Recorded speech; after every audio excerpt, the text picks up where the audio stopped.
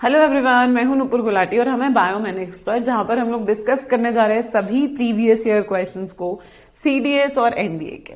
तो चलिए स्टार्ट करते हैं सबसे पहले सीडीएस के साथ में।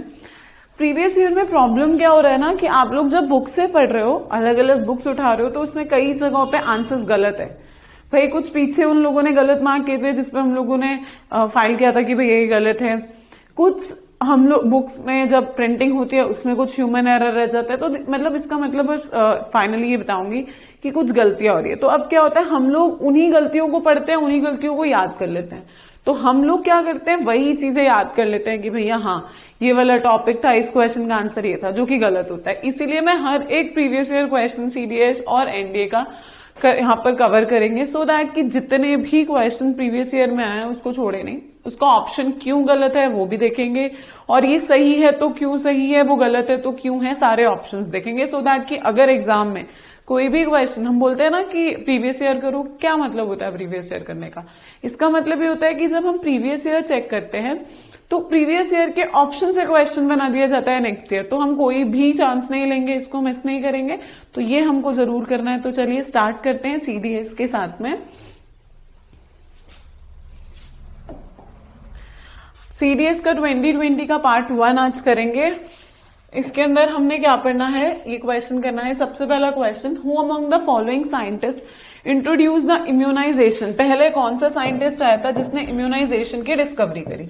अब क्या होता है इम्यूनाइजेशन, क्या होता है? बेसिकली ये बात कर रहा है वैक्सीनेशन की। What is immunity? Immunity body के अंदर बढ़ाने के लिए हम लोग क्या डालते हैं? वैक्सीनेशन। तो बेसिकली इसने क्या करा, क्वेश्चन को घुमा दिया। बस वो पूछना चाह रहा था, बहुत सिंपल शब्दों में ये पूछा जा सकता था कि भैया सबसे पहली बार किसने वैक्सीनेशन की डिस्कवरी करी? उसने बात घुमा दी। उसने बोला इम्यूनाइजेशन किसने डिस्कवर किया? तो सबसे पहली बार वैक्सीनेशन को डिस्कवर करने वाले साइंटिस्ट थे एडवर्ड जेनर।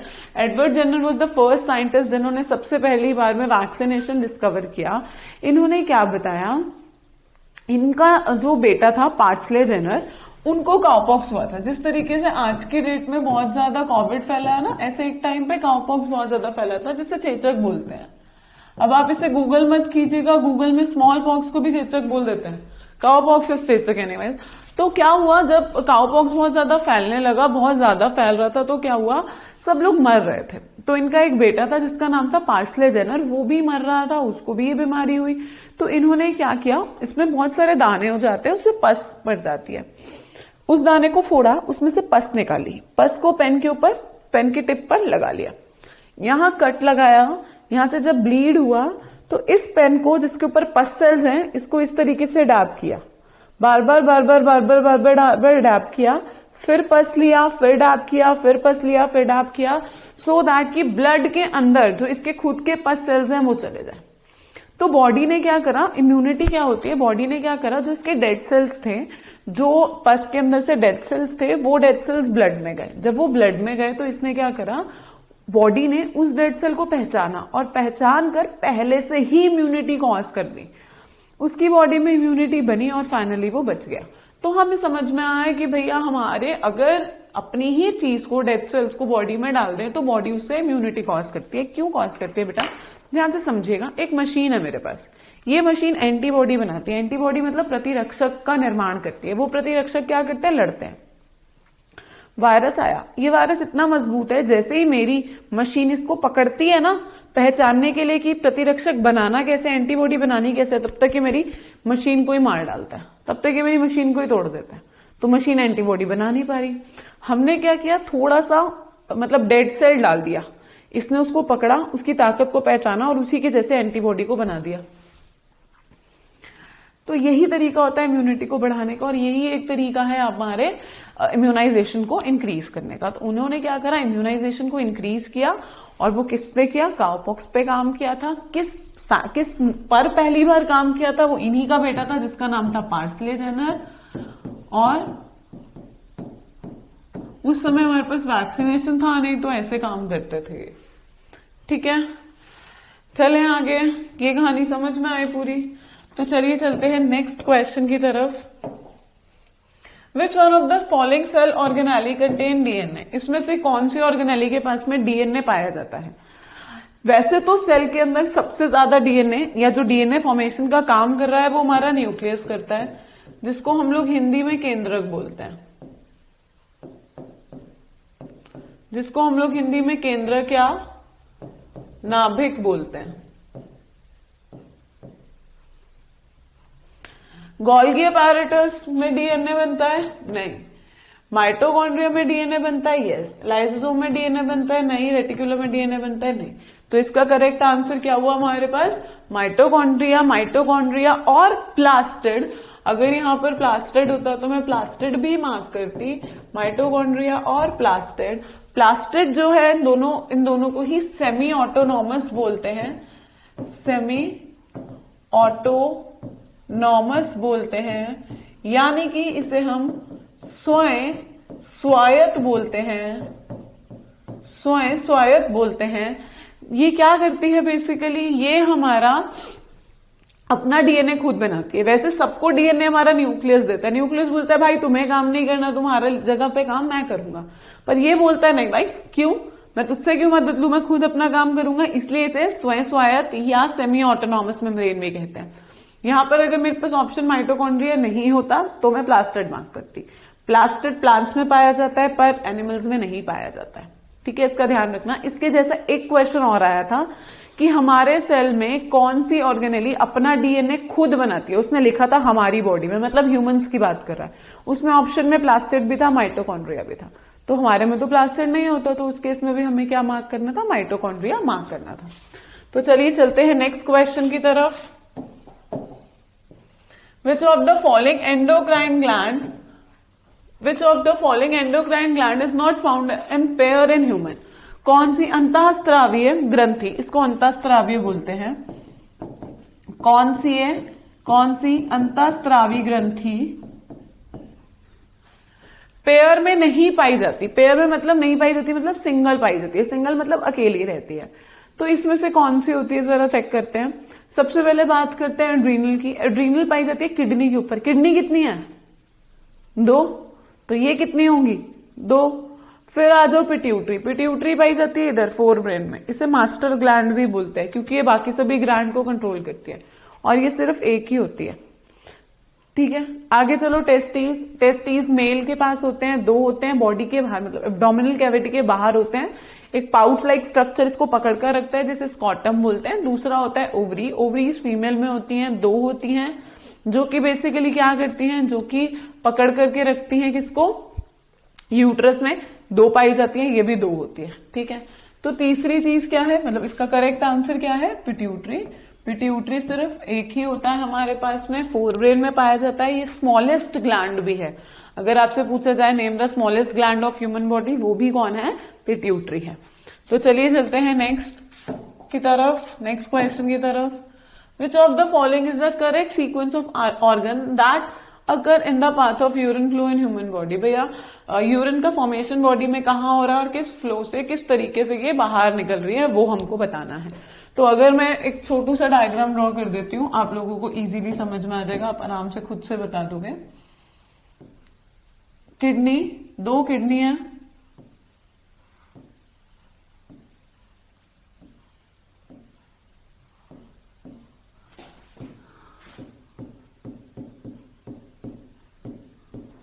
इसको बोलते हैं वृक्क।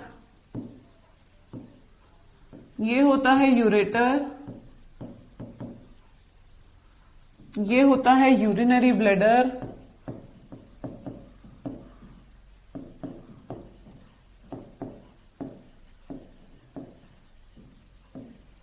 यूरेथ्रा।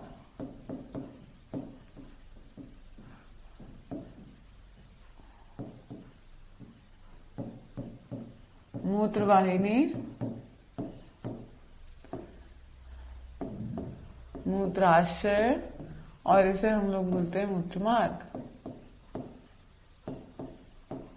ये पाथवे है, ये रास्ता है। किडनी में बना यूरिन, किडनी में नेफ्रॉन है, नेफ्रॉन ने यूरिन बनाया। यूरिन कैसे बनाया? ब्लड से सब कुछ को अलग किया, अलग करके इसने यूरिन फॉर्मेशन कर दिया। यूरिन फॉर्मेशन सारा किडनी से बाहर निकला यूरेटस के पास, यूरेटस के बाद यूरिनरी ब्लैडर में इकट्ठा हुआ, इकट्ठा होने के बाद यूरेथ्रा से बाहर निकल गया। तो किडनी देखो यूरिनरी ब्लैडर से शुरू हो रहा है, पहले ही उसे काट दो। Kidney, ureter, urinary bladder, urethra, यही करेक्ट है, इससे आगे जाओ ही नहीं।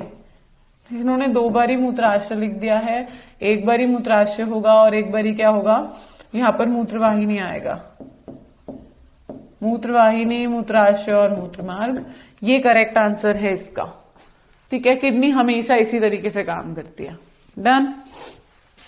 चलिए चलते हैं नेक्स्ट क्वेश्चन की तरफ। Which of the following is the first enzyme to mix with food in digestive gland? हमारी बॉडी में सबसे पहली बार डाइजेशन कौन सा एंजाइम करता है? जब हम डाइजेशन स्टार्ट करते हैं, खाना स्टार्ट करते हैं, तो सबसे पहले खाना आपके कौन से भाग में जाता है? सबसे पहले खाना आपके माउथ में जाता है। तो सबसे पहले जो डाइजेशन स्टार्ट होती है वो आपके माउथ से स्टार्ट होती है। सबसे पहला जो डाइजेशन होगा वो आपके मुंह से स्टार्ट होगा, माउथ से स्टार्ट होती है, इसीलिए माउथ में जो एंजाइम होगा वो सबसे पहले एक्ट करेगा। तो माउथ में सबसे पहले कौन सा एंजाइम होता है? अमाइलेज, और अमाइलेज भी बोलते हैं इसको, और इसी का नाम होता है टाइलिन। आप लोग बोलो इसको पटाइलिन। क्यों? क्योंकि हमारे पास एक और ऑप्शन आ जाता है टाइलरीन, तो कंफ्यूजन होता है। तो आप बोलो भी पटाइलिन। भाई एक एंजाइम होता है जिसका नाम अमाइलेज होता है, अमाइलेज भी बोलते हैं और पटाइलिन भी बोलते हैं। ये सबसे पहली बार माउथ में डाइजेशन किसका करती है? स्टार्च का। स्टार्च को तोड़ देती है माल्टोज में। उसके बाद लेटर ऑन स्मॉल इंटेस्टाइन में पैनक्रियाज एक एंजाइम देती है माल्टेज, वहां ये ब्रेक डाउन होता है फ्रक्टोज और ग्लूकोज में। फ्रक्टोज एनर्जी बना देता है, ग्लूकोज को ग्लाइकोजन की फॉर्म में वापस भेज देते हैं स्टोर करने के लिए। पर फिलहाल हमें क्या समझ में आया? फिलहाल हमें समझ में आया कि सबसे पहली बार जो डाइजेशन होता है वो अमाइलेज का होता है। अमाइलेज इसका दूसरा नाम टाइलिन होता है। इसका डाइजेशन होता है कहाँ होता है? माउथ में होता है। माउथ में सबसे पहली बार कौन टूटता है? सबसे पहली बार टूटता है स्टार्च। ठीक है, ये बात समझ में आई? यहां कोई दिक्कत? आगे चले। ट्रिप्सिन, सेल्यूलोज या पेप्सिन? ट्रिप्सिन प्रोटीन का ब्रेक डाउन करता है। सेल्यूलोज सिर्फ और सिर्फ प्लांट सेल में पाया जाता है, यानी कि ग्रास और इन सब प्लांट्स में पाया जाता है। पेप्सिन जो होता है ये भी पेट में होता है, ये स्टमक में होता है, ये भी प्रोटीन का डाइजेशन करता है। सेल्यूलोज खुद एक कार्बोहाइड्रेट है, ये खुद से कोई एंजाइम नहीं है। सेल्यूलोज खुद एक कार्बोहाइड्रेट है, पर ये एक ऐसा कार्बोहाइड्रेट है जो हम लोग पचा नहीं सकते, इंसान पचा नहीं सकते। ये जानवर खाते हैं, जैसे गाय, भैंस, गधा, बकरी, ये सब खाते हैं घास फूस। हम लोग खाएंगे तो पचेगा नहीं। फिर भी हम लोग मेथी साग बथुआ खाते हैं ना, मम्मी खिला देती है जबरदस्ती बोल के, खाओ इससे ताकत आती है। कोई ताकत नहीं आती। जो कुछ खाओगे, जितना कुछ खाओगे, अगले दिन सब कुछ हरा हरा बाहर निकल आएगा। चेक कर लेना जाकर के, सब कुछ एज इट इज बॉडी से बाहर होगा। हम डाइजेस्ट ही नहीं कर सकते इसको, बॉडी ने बनाया ही नहीं है। चाहे आप उसे उबाल कर उसका पानी पी लो, उससे आयरन और कैरोटीन मिलना है, वो हमें वैसे भी मिल जाएगा। जरूरी नहीं हमको साग खाना है भर भर के, पसंद है वो बात अलग है। पर मम्मी जब जबरदस्ती खिलाती है तो मम्मी को समझाना, अगले दिन सब बाहर आता है, कोई फायदा नहीं है, पचता नहीं है हमारे शरीर में।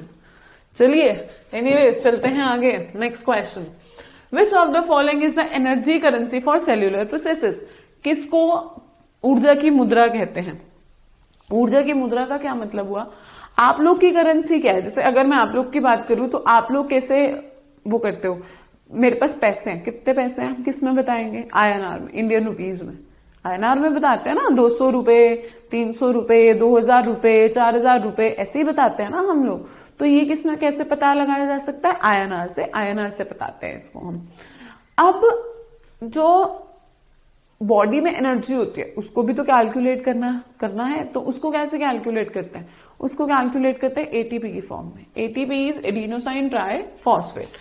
तो इसका correct answer is ATP. ATP is adenosine try phosphate.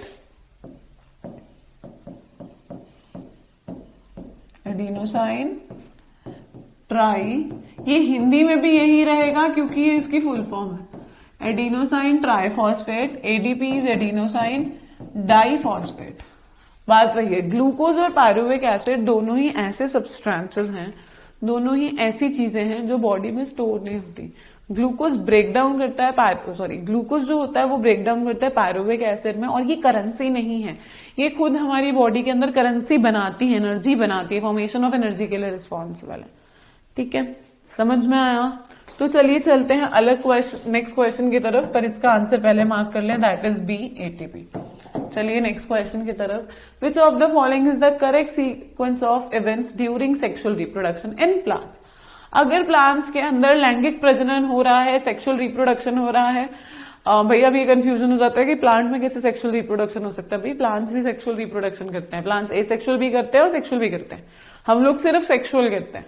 हमारी बॉडी में एसेक्सुअल का कुछ नहीं है। भैया मैंने अपने बाल तोड़े और एक नया बच्चा बना दिया, नहीं होगा, कभी नहीं होगा। मैंने अपना हाथ काटा, एक नया बच्चा बना दिया, नहीं। हम लोग सिर्फ सेक्सुअल कर सकते हैं, हम लोग ये सेक्सुअल नहीं कर सकते, पर प्लांट्स दोनों करते हैं। तो चलिए क्वेश्चन देखते हैं। इस तरीके के कभी भी क्वेश्चन आए ना तो सिर्फ ऑप्शन से हिट करना, कभी भी दिमाग नहीं चलाना इन क्वेश्चंस में। तो चलिए सबसे पहले चलते हैं। सबसे पहले सीड बन रहा है, ये तो गलत हो गया, दोनों ही गलत हो गए। कभी भी सबसे पहले सीड नहीं बनता है, सीडलिंग। तो पहले इन दोनों को तो पहले ही काट दो, कभी नहीं बनता। दूसरा, formation of embryo, seedling, pollination, fertilization, division of zygote. Pollination हुआ, फर्टिलाइजेशन हुआ, जायगोट का डिवीजन हुआ, एम्ब्रियो बना और सीडलिंग बना। इसका करेक्ट आंसर ये है। पॉलिनेशन का मतलब होता है मेल गैमीट का उड़कर फीमेल के पास जाना, ठीक है। मेल गैमीट उड़ेगा, फीमेल बॉडी के पास जाएगा, दोनों मिलेंगे, दोनों के मिलने के प्रोसीजर को निषेचन बोलते हैं, निषेचन बोलते हैं, परागण निषेचन बोलते हैं। फिर जायगोट का विभाजन होता है, उससे फर्टिलाइजेशन से जो एक कोशिका बनती है, एक सेल बनता है, उसे हम लोग बोलते हैं जायगोट, उसे हम लोग बोलते हैं जायगोट। फिर जायगोट आगे डिवाइड होता है और फाइनली एम्ब्रियो बनाता है और फाइनली सीडलिंग बनती है। इसका करेक्ट आंसर है सी। डन, समझ में आया। Next, which of the following animal has 3 chambered heart. 3 chamber heart किस में होता है? तो 3 चैम्बर हार्ट स्कॉलिडन, सैलेमेंडर, पिजन या ह्यूमन बीइंग। स्कॉलिडन होता क्या है, सैलेमेंडर होता क्या है, ये समझ में आ जाएगा तो ये पता लग जाएगा। निम्नलिखित में से निम्नलिखित जानवरों में से कौन सा 3 कक्षत दिल है? देखिए, सबसे पहले बात करते हैं ह्यूमन बीइंग।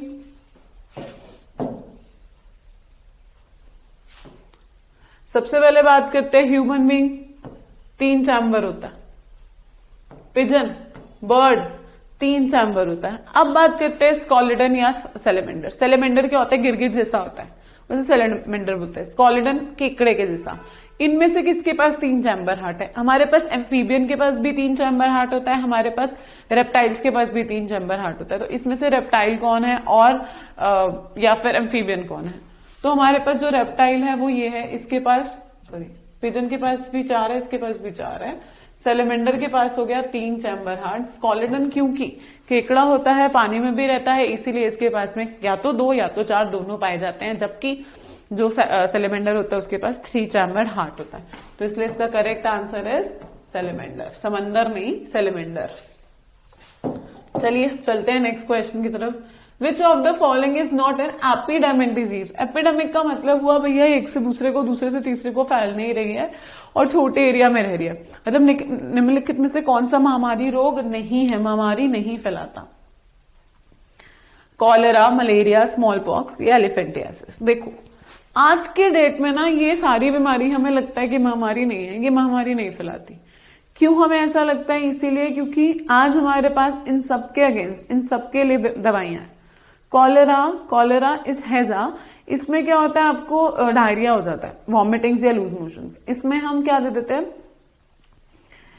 हम लोग इसके अंदर आप लोगों को रिहाइड्रेशन देते रहते हैं, बार बार नमक में पानी का घोल, नमक पानी चीनी का घोल देते रहते हैं, ORS जिसे आप लोग बोलते हो, ओरल रिहाइड्रेशन सॉल्यूशन, ये देते रहते हैं। इसके लिए मेडिसिन भी है आज की डेट में हमारे पास। मलेरिया है, मलेरिया भी एक ऐसी बीमारी है जिसकी आज हमारे पास मेडिसिन है। तीसरी है स्मॉल पॉक्स, इसकी भी आज हमारे पास मेडिसिन है। एलिफेंटियासिस है, इसकी ऑल तो मेडिसिन नहीं है, पर ये एलिफेंटियासिस एक ऐसी बीमारी है जो सबसे पहली बार हर एरिया में नहीं फैलती। एलिफेंटियासिस जब होती है, ये बैक्टीरियल डिजीज है, इसके बैक्टीरिया का नाम होता है व्यूचेरिया ब्रैंकोफ्टी। क्योंकि बेटा ये नाम है, हिंदी में नहीं होगा, ब्रैंकोफ्टी साइंटिफिक नेम है, बी स्मॉल आएगा। व्यूचेरिया ब्रैंकोफ्टी, व्यूचेरिया ब्रैंकोफ्टी नाम का एक बैक्टीरिया होता है जो बेसिकली एलिफेंटियासिस को कॉज करता है। ये तीनों बीमारी एक टाइम में बहुत ज्यादा फैली थी। कॉलेरा भी बहुत ज्यादा, हैजा इतना फैल रहा था, जैसे आज कोविड है वैसे एक टाइम पे हैजा था, वैसे एक टाइम पे मलेरिया भी फैला और वैसे ही एक टाइम पर स्मॉल पॉक्स भी फैला। आज हमारे पास इन सबकी वैक्सीनेशन है, बट ये किसी ना किसी टाइम पे महामारी थी जो आज नहीं है क्योंकि हमने खोज लिया इसकी दवाई, आने वाले कुछ 2 साल में कोविड भी महामारी नहीं रहेगा, दवाई खोज लेंगे तब तक। बट फिलहाल की डेट के अंदर एलिफेंटियासिस सिर्फ एक ऐसा है जिसने आज तक कभी भी कोई महामारी नहीं बनाई। ये एक से दूसरे को, दूसरे से तीसरे को या पूरे एरिया में फैलता नहीं है। एलिफेंटियासिस ज्यादातर उस जगह पे होता है जहां कोस्टल लाइंस होती हैं, जहां समुद्र पास में होता है। ये आपको यूजुअली साउथ एरियाज में देखने मिलेगा, केरला, कर्नाटका, वहां पे आपको ये देखने के लिए मिल जाएगा। एलिफेंटियासिस बोलते हैं। इसमें कोई भी ऑर्गन एलिफेंट की तरह मोटा हो जाता है। तो इसका correct answer is D, elephantiasis. Which of the following institutes approved by the Drug Controller General of India for conducting human trials of Oxford AstraZeneca COVID-19 vaccine candidate? भाई बहुत आसान है ये तो अभी हुआ है, ये तो हमें पता ही है।